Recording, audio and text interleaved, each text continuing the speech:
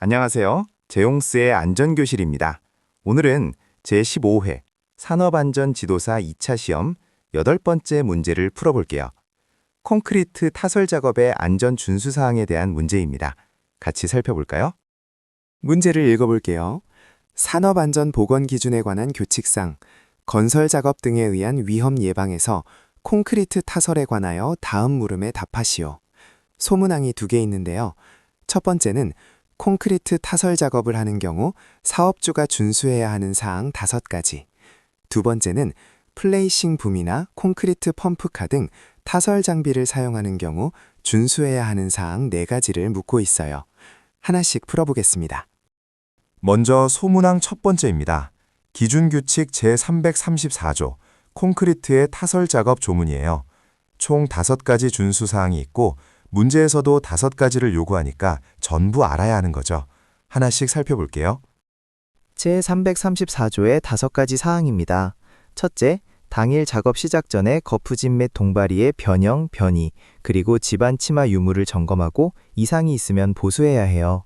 둘째, 작업 중에는 감시자를 배치해서 거푸집과 동바리의 변형, 변이, 치마를 계속 확인해야 하고요. 이상이 있으면 즉시 작업을 중지하고 근로자를 대피시켜야 합니다.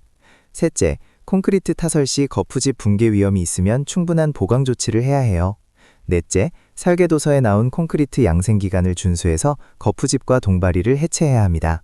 다섯째, 콘크리트를 타설할 때 편심이 발생하지 않도록 골고루 분산하여 타설을 해야 해요.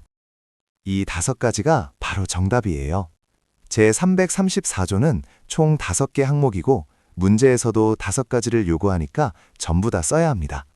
핵심은 작업 전 점검, 작업 중 감시, 붕괴 위험 시 보강, 양생기강 준수, 그리고 분산 타설이에요. 이번엔 소문항 2번째입니다.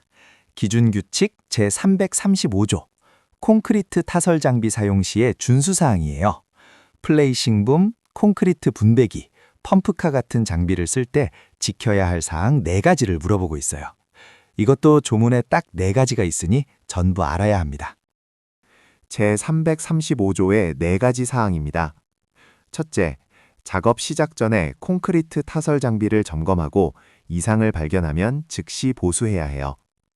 둘째, 건축물 난간 등에서 작업하는 근로자가 호스의 요동이나 선회로 추락하지 않도록 안전난간 설치 등 필요한 조치를 해야 합니다. 셋째, 타설 장비의 붐을 조정할 때는 주변 전선 등에 의한 위험을 예방하기 위한 적절한 조치를 해야 해요.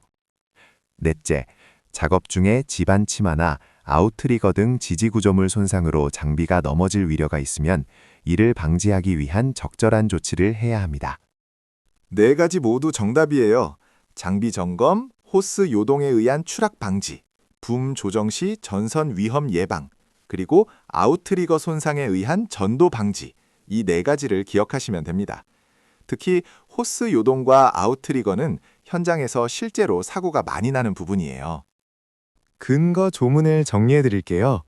소문항 첫 번째는 산업안전보건 기준에 관한 규칙 제334조 콘크리트의 타설 작업이고요.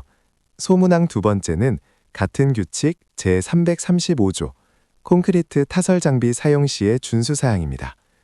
두 조문 모두 건설 작업 등에 의한 위험 예방편에 있어요. 상위법은 산업안전보건법 제38조 안전조치 조항입니다. 핵심 정리 들어갑니다.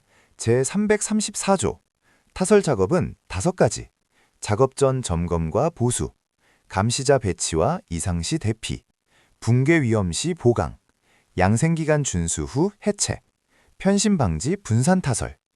제335조 타설 장비는 4가지, 장비 사전 점검, 호스 요동에 의한 추락 방지, 붐 조정 시 전선 위험 예방, 아웃트리거 손상에 의한 전도 방지.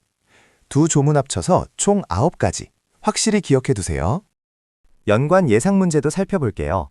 출제 가능성이 높은 문제로는 거푸집 및 동바리 조립 시 준수사항 제332조가 있어요. 동바리 조립구 작성이나 전용 철물 사용 같은 내용이죠. 그리고 거푸집과 동바리의 재료 및 구조 기준 제328조부터 31조까지도 중요해요. 출제 가능성이 중간인 문제로는 콘크리트 공작물의 해체 작업 제336조, 그리고 코샤 가이드에 나오는 콘크리트 펌프카 작업 안전 지침도 기술형으로 나올 수 있으니 참고하세요. 오늘도 수고하셨습니다. 다음 문제에서 또 만나요. 구독과 좋아요 부탁드려요.